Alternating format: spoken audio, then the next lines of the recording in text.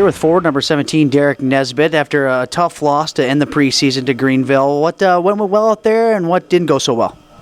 I thought we got better as the game went on. Guys in the lineup that weren't last night, it's kind of a new crew. It was like that first game, after a long summer. It's always a little tough to get your feet back under you, get the pace going again, you get hit again a couple times, get you back into it.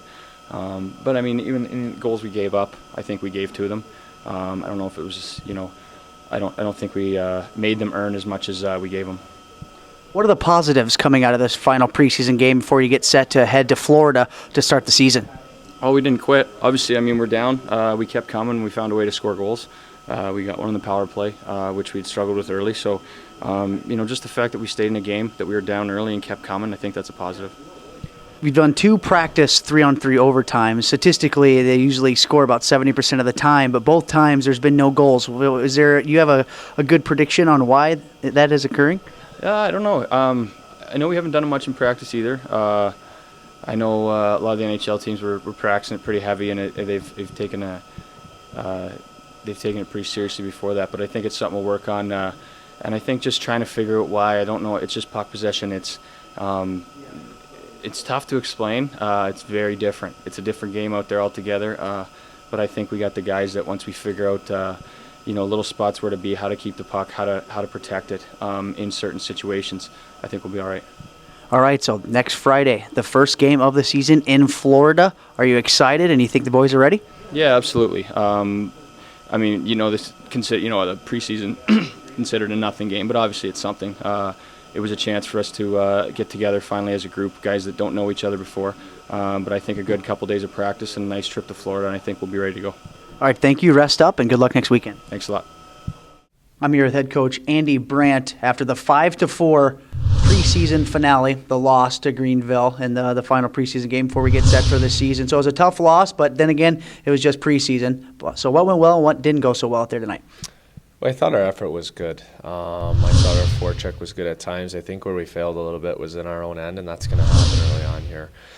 Communication is the utmost importance. We need guys communicating, and in our own end, we got running around a little bit. But then again, you look at our guys, like we have guys that haven't played in 6-7 months. So tonight was their first game action in a long time. So we're going to shake that rust off. But all in all, the effort was there from the guys. We had a lot of offensive chances. There was probably 3 or 4 grade A's that we didn't capitalize on. So you take that away. Offensively, we were good.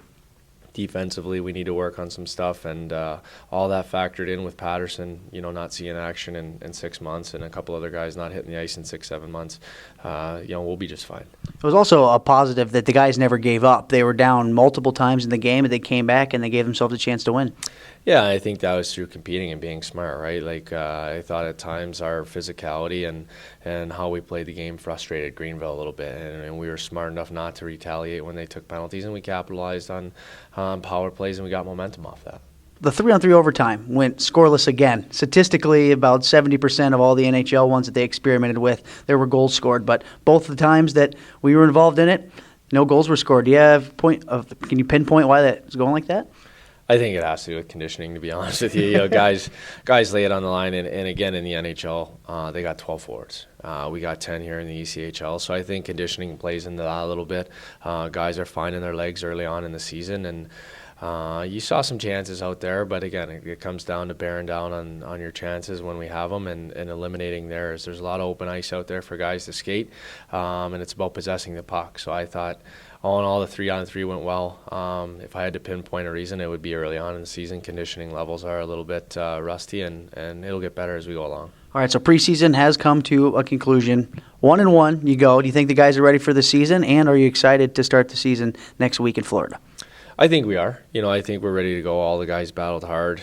We got a foundation set here in training camp, and now we're going to continue to build. The one thing that we talked about from day one is it's a process, So for us, continuing to build on that process that we've started, continuing to build on the foundation that we've laid every single day, and we just talked about coming and making each other better. And how do we do that? We push each other to work hard and practice, and we amp up our level so that our conditioning doesn't become a factor in game time situations. But all in all, everyone that came in worked hard.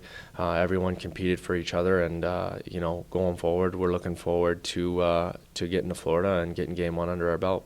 Training camp day number 9 has concluded, and it's that much closer to the season. Atlanta ends up going 1-1 in the preseason, but now the games count. Friday in Florida against the Everblades, they kick off the season. You can listen on the Gladiators Radio Network. So, for Andy Brandt and Derek Nesbitt, I'm Chris Treft. Thank you for watching GladsTV.